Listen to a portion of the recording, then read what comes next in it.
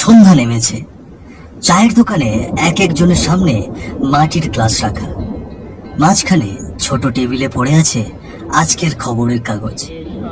মোহনপুরের মেলা আর কিছুদিন পরেই বসবে, এই নিয়ে উত্তেজনা শেষ নেই। তবে যে কথা কারো মুখে সোজাসুজি ওঠে না, সেটাই আজ আস্তে আস্তে ছড়াচ্ছে কথার ভেতরে। মেলায় মেয়ে দেখা যায় না, এ শুধু একটা বছর নয়, গত কয়েক বছর ধরে চলছে এমন। এত আয়োজন, এত মানুষ, অথচ মেয়ে মানুষ নেই। এই নিয়ে চিন্তা জমেছে গায়ের পুরুষদের মনেও। এইবারও তো মেলা আসছে, আর মাত্র কয়েকটা দিন পর। আরে আগের বারও তো খালি ছেলেই, একটা মেয়ে মানুষ চোখে বললো না। এই কটা বছর লক্ষ্য করেছিস, আমাদের গ্রামে কেউ মেয়ে বাচ্চা পায় না। হ্যাঁ রে, পাইলেও ধাত্রী মায়ের মুখ থেকে শোনা যায় বাচ্চাটা মরা। আমার বউ তো গর্ভবতী, জানি না কপালে কি আছে। চিন্তা করিস না গৌতম, ভগবান যা কপালে রেখেছে তাই হবে। তাদের গল্পের মধ্যে হঠাৎই দূরে বিজলি চমকাতে শুরু করে, আর মুষলধারে বৃষ্টি শুরু হয়। ঝমঝম করে বৃষ্টি পড়ছে চায়ের দোকানের টিনের উপর। বৃষ্টির শব্দ আর ঝিঝি পোকার ডাক ছাড়া কিছুই শোনা যাচ্ছে না। ঝড় বৃষ্টির মধ্যে একটি সিএনজি এসে থামে হরিপদর চায়ের দোকানের সামনে। গাড়ি থেকে একজন মহিলা নামে, ডক্টর নন্দিতা পাল। সিএনজি ঠিক পেছন থেকে ছাতা হাতে নামে রাঘব, তার সহকারী। চায়ের দোকানে ঢুকে চারিদিকে তাকান নন্দিতা। আচ্ছা, এই গ্রামেই তো আমার বদলি হয়েছে। হ্যাঁ ম্যাডাম, এখানকার ছোট্ট গ্রাম্য হাসপাতালেই আমার পোস্টিং। আপনি ভেতরে বসুন, বৃষ্টি হালকা ছাড়লেই আমরা আপনাকে বিশ্রাম কেন্দ্রে নিয়ে যাব। এমনিতে এই গরমে মেয়ের সংখ্যা কম, আবার নিয়ে এসেছে মেয়ে ডাক্তার। যতই হোক, তারপরেও মেয়েদের মৃত্যু কেউ আটকাতে পারবে না। এই থাকো সব, এখন নতুন ডাক্তার আইছে গ্রামে, ভয় টয় দেওয়ার কাজ নাই। এই কথোপকথন নন্দিতা শুনে একটু কৌতূহলী হয়ে তাকায়, তবে কিছুই বলে না। একটু পর চা শেষ করে উঠে দাঁড়ায়। বৃষ্টিটাও একটু কমেছে। রতন এগিয়ে এসে ব্যাগ তুলে নেয়, আর রাঘব ছাতা মাথায় তুলে রওনা হয় গেস্ট হাউসের দিকে। তারা হাঁটতে হাঁটতে চলে আসে পুরনো একটা হাসপাতালের পাশের একটা ইটের তৈরি দোচালা বাড়িতে। ডাক্তারবাবু, আপনি এখন বিশ্রাম নিন, আমরা সকলে চলি। আপনাদেরকে অসংখ্য ধন্যবাদ আমাদেরকে এগিয়ে দেওয়ার জন্য। এখানে আপাতত একটাই বিশ্রামালয়, এখানেই আপনি থাকবেন। আপনি চিন্তা করবেন না, আমি সব ব্যবস্থা করে রেখেছি। আপনি একটু বিশ্রাম নিন, আমি পাশের রুমেই থাকছি, কিছু লাগলে আমাকে ডাক দেবেন। আচ্ছা রাঘব, আপনাকে একটা কথা বলি। ওই চায়ের দোকানে যখন বসেছিলাম, ওনারা যেন ওই মেয়ে বাচ্চা মরা নিয়ে কথা বলছিল। আসলে ম্যাডাম, ব্যাপারটা হয়েছে কি, গ্রামের মহিলাদের তো বাচ্চা হয়, কিন্তু যদি মেয়ে বাচ্চা হয় তাহলে সেই বাচ্চা মৃত হয়। প্রায় কয়েক বছর ধরেই এখানে কোনো জীবিত বাচ্চা মেয়ে জন্ম নিতে পারছে না। এই কথা শুনে নন্দিতা বেশ অবাক হয়ে যায়, কারণ নন্দিতা কোনোদিনই এমনটা শোনে নাই। সে ডাক্তার হিসেবে এই কথাটা কেমন জানি মানতে পারছিল না। তারপরেও সে বলে উঠল, আচ্ছা ঠিক আছে, ধন্যবাদ রাঘব, আমি এসে পড়েছি, এখন আমি সব দেখে নেব। ঘরের মধ্যে একটা বাতি টিম টিম করে জ্বলছে, আর চারিদিকে কেমন যেন ধূপকাঠির গন্ধ। এদিকে জানালা দিয়ে আবার বিজলি চমকানোর ডাক শোনা যায়। নন্দিতা বিছানায় শুয়ে পড়ল। নন্দিতার চোখ বন্ধ করতেই কেমন যেন ছোট্ট বাচ্চার কান্নার আওয়াজ শুনতে পায়। নন্দিতা চমকে উঠে বসে পড়ে। বাতির আলো নিভতে থাকে, আবার জ্বলতে থাকে। বাচ্চার কণ্ঠ কোথা থেকে আসছে? আশেপাশে তো কোনো বাড়ি নেই, তবে কি সেই বাচ্চাগুলো? না না না, কি ভাবছি আমি? আমি মনে হয় ভুল শুনেছি। বাইরে প্রচন্ড বৃষ্টি শুরু হয়েছে, আশেপাশে শেয়ালের ডাক আর ঝমঝমে বৃষ্টি। নন্দিনী কিছুটা সাহস নিয়ে আবার চোখটা বন্ধ করল, কিন্তু ঠিক কিছুক্ষণ পরেই দরজায় ঠক ঠক।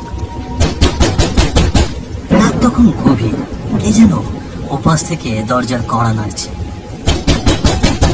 নন্দিনী আবারও উঠে বসে দরজার দিকে তাকিয়ে থাকে। এ কি, এত রাতে কি ডাকছে? আমার খুব ভয় করছে। ম্যাডাম ম্যাডাম, দয়া করে দরজাটা খুলুন, খুব বড় বিপদ হয়েছে। কে বাইরে? আমি, রাঘব আর গৌতমও আছে। আপনি দয়া করে একটু দরজাটা খুলুন ম্যাডাম। নন্দিতা ধীরে ধীরে দরজা খুলে দেয়। দরজা খুলতেই ভেতরে হাওয়ার ঝাপটা ঢোকে, ঘরের বাতিটা নিভে যায়।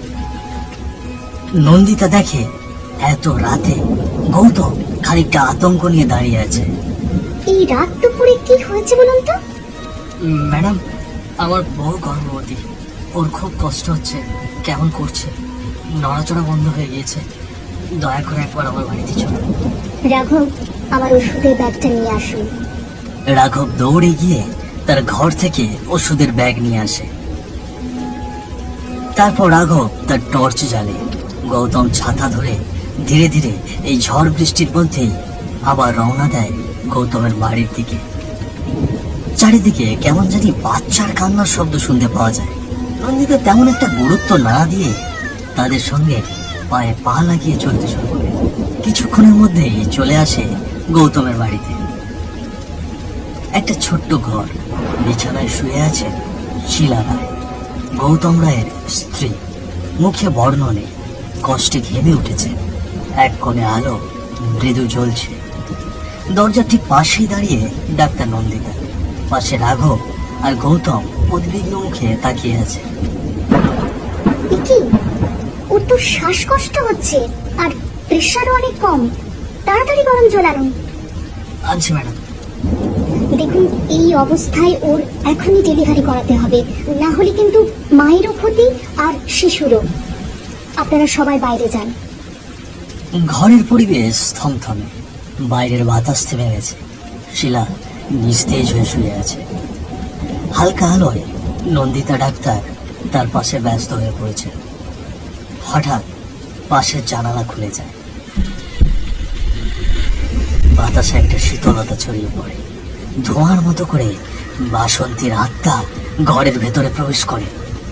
তার চোখ দুটো জল জল করছে। সে বিছানার পাশে দাঁড়িয়ে পেটে জোরে জোরে চাপ দেয়। শিলা কষ্টে চিৎকার করে ওঠে।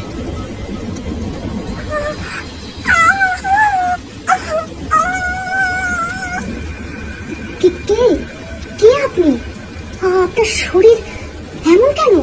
ও বাবা গো, মা গো, কি এই গ্রামে কোনো মেয়ে বাচ্চা জন্মাবে না। কেউ পারবে না আমাকে থামাতে, কেউ না।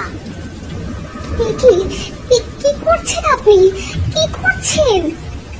ওর পেটে এত জোরে চাপ দিচ্ছেন কেন? ও একটা গর্ভবতী মেয়ে। এইভাবে ওর বাচ্চাটাকে মেরে ফেলবেন না, দয়া করুন। চুপ, একদম চুপ করে থাক। তুই জানিস আমার সঙ্গে কি ঘটেছিল?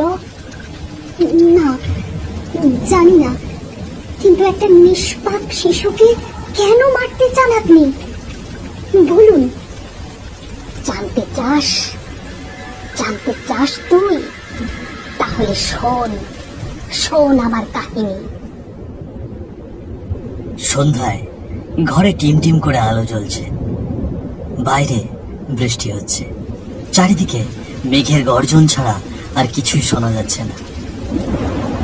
একটি ছোট মেয়েকে কোলে নিয়ে বসে আছে বাসন্তী। সেই মেয়েটি কেবল জন্ম নিয়েছে। সামনে দরজাল শাশুড়ি সরলা আর শ্বশুর বিপিন সাহা।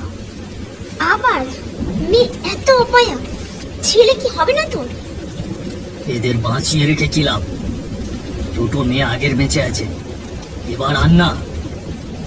দুজন মিলে বাসন্তীর কোল থেকে বাচ্চাটাকে ছিনিয়ে নেয়। বাসন্তী চিৎকার করে কাঁদে, হাত জোর করে বলে, ওগো, আমার মেয়েটাকে বেরো না তোমরা, আমার মেয়েটাকে বেরো না। ওর কি দোষ? শাস্তি দিতে হলে আমাকে দাও, ওকে মেরো না। প্রথমে তুই মেয়ে জন্ম দিয়েছিস, দ্বিতীয়বারে তুই জন্ম দিয়েছিস, আবার তৃতীয়বার ওই মেয়ে। আর বাঁচতে দেব না। মা, মা, আপনি তো একজন মেয়ে, বলুন এভাবে এভাবে আমার কোলটা খালি করবেন না মা। দয়া করে আমার মেয়েটাকে আমার বুকে ফিরিয়ে দিন মা, আমার বুকে ফিরিয়ে দিন। তুই থামবি না, এবার তোকে নিয়ে খেলা শেষ করব। তোর সামনেই তোর মেয়েকে শেষ করে দেব, তারপর তোকে। চারিদিকে বাসন্তীর কান্না ছাড়া আর কিছুই শোনা যাচ্ছিল না। এ যেন এক সন্তান হারা মায়ের আর্তনাদ। দুজনকে টেনে নিয়ে গেল কুয়োর পাড়ে। এদিকে বৃষ্টি আরো বেড়ে গেছে। বাসন্তীর কান্না যেন বৃষ্টি হয়ে আকাশ থেকে পড়ছে।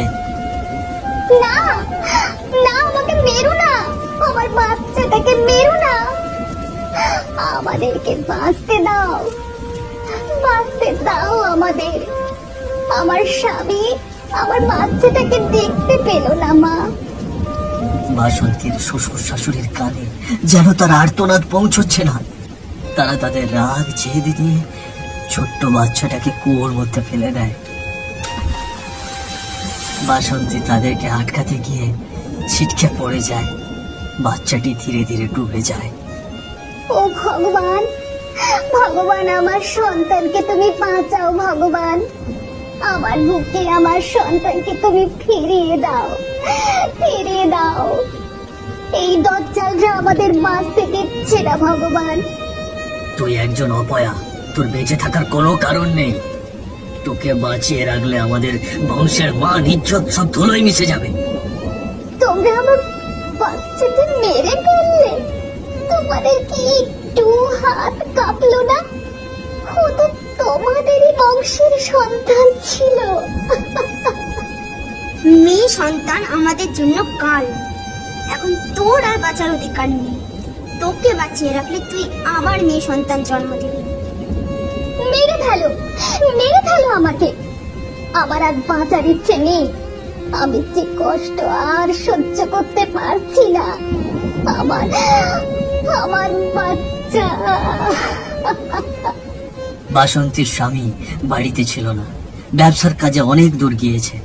এর সুযোগ নিয়ে তার শ্বশুর বাড়ির লোকেরা প্রথমে তার ছোট্ট মেয়েটিকে, তারপর তাকে কুয়োতে ফেলে মারে। বাসন্তী কুয়োতে ডুবে যেতে যেতে একটাই কথা বলে, আমি ফিরে আসবো, আমি ফিরে আসবই। আমি সমস্ত মেয়েদের প্রাণ নেব। এই গ্রামের সব কন্যা সন্তান হবে আমার প্রতিশোধ।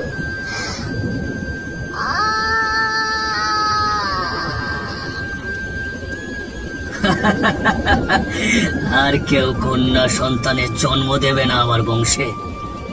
হ্যাঁ হ্যাঁ, ঠিকই বলেছো। আমাদের ছেলেকে আমরা ভালো জায়গায় বিয়ে দেব। চারিদিকে থমথমে পরিবেশ, বাতি টিমটিম করে জ্বলছে।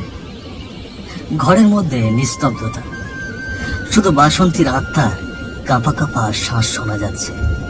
বাসন্তীর অতীতের কথা শুনে ডক্টর নন্দিতা একদম নিশ্চুপ হয়ে গেছে। তার চোখে পানি ছলছল করছে। শিলা পলকহীন চোখে দরজার দিকে তাকিয়ে আছে। হঠাৎ দরজাটা ধাক্কা দিয়ে খোলে। গৌতম আর রাঘব হন্তদন্ত হয়ে ঘরে ঢুকে পড়ে। গৌতম তাকিয়ে দেখে তার বউয়ের পাশেই বাসন্তীর আত্মা দাঁড়িয়ে আছে। গৌতম খুবই ভয় পেয়ে যায়। গৌতমের সঙ্গে থাকা রাঘব স্তব্ধ হয়ে যায় এমন অবস্থা দেখে। গৌতম ভয়ে মাটিতে বসে আর হাত জোর করে বলে, এদিকে, এখানে ভূত আছে, মেরো না, আমার মেয়েকে মেরো না, মেরো না, মেরো না, আমার মেয়েকে মেরো না। দেখুন, আপনার কষ্ট আমি বুঝতে পেরেছি, কিন্তু আপনার প্রতিশোধের জন্য আরেকটা মায়ের কোল খালি করবেন না দয়া করে।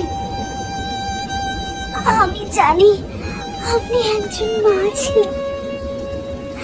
আপনার বাচ্চাকে আপনার কাছ থেকে কেড়ে নেওয়া হয়েছে, কিন্তু আপনার কাছে আমার অনুরোধ, আমার অনাগত শিশুকে ছেড়ে দিন। আমি আমি মা হতে চলেছি। আপনি তো জানেন একজন মা কি অনুভব করে।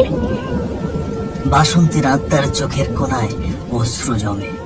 সে কিছু বলে না, শুধু তাকিয়ে থাকে গর্ভবতী শিলার দিকে, যার শিশুকে সে মারতে এসেছিল। বাসন্তীর মনে পড়ে পুরনো দিনের কথা, যখন তার শিশু তার গর্ভে ছিল। মনে পড়ে যায় তার আর্তনাদ কেউ শোনেনি। আজ শিলার আর্তনাদ সেও শুনছে না। আমরা কিছু করিনি, আমরা তো নতুন এসেছি। ও বাচ্চাটা তো এখনো জন্মায়নি। আপনি যদি ওনার বাচ্চার প্রাণ নিতে চান তাহলে আগে আমার প্রাণ নিন, কিন্তু একটা মা হয়ে আরেকটা মায়ের বাচ্চাকে মেরে ফেলবেন না, দয়া করুন। হঠাৎ শিলা হাত বাড়ায় ধীরে ধীরে। বাসন্তীর আত্মার হাত ছুঁয়ে ফেলে। ঠান্ডা সেই হাত, কিন্তু তাতে যেন এক অদ্ভুত মানবিকতা আছে।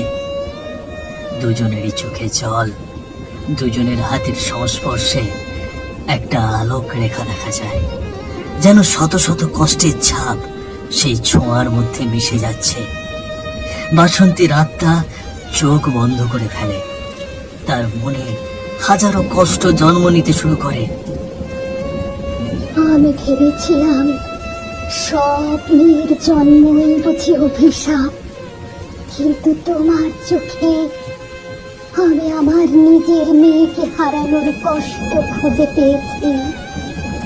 বাসন্তীর আত্মা ধীরে ধীরে পেছন হাঁটে, দরজার কাছে সে থেমে যায়। এই গ্রাম আর কখনো ভয় পাবে না মেয়ের জন্মে। আমি এবার চলে যাচ্ছি। সেই রাতটা ছিল এক অভিশপ্ত মায়ের অভিমান ভাঙার রাত। শত বছর ধরে যে দুঃখ জমেছিল, এবার এক গর্ভবতী নারীর ছোঁয়ার জন্য মুক্তি পেল। আজও এই গ্রামের মানুষ বলে, মেয়ের জন্ম হলে যদি সত্যিকারের ভালোবাসা দিয়ে আঁকড়ে ধরা যায়, তবে অভিশাপ নয়, আশীর্বাদ হয়ে সে পৃথিবীতে আসে। কারণ কারো আত্মারও মন থাকে, আত্মারও সন্তান ছিল। আর এক মায়ের অভিশাপও শেষ হয়ে যায় যখন অন্য এক মা তার চোখে জল দেয়।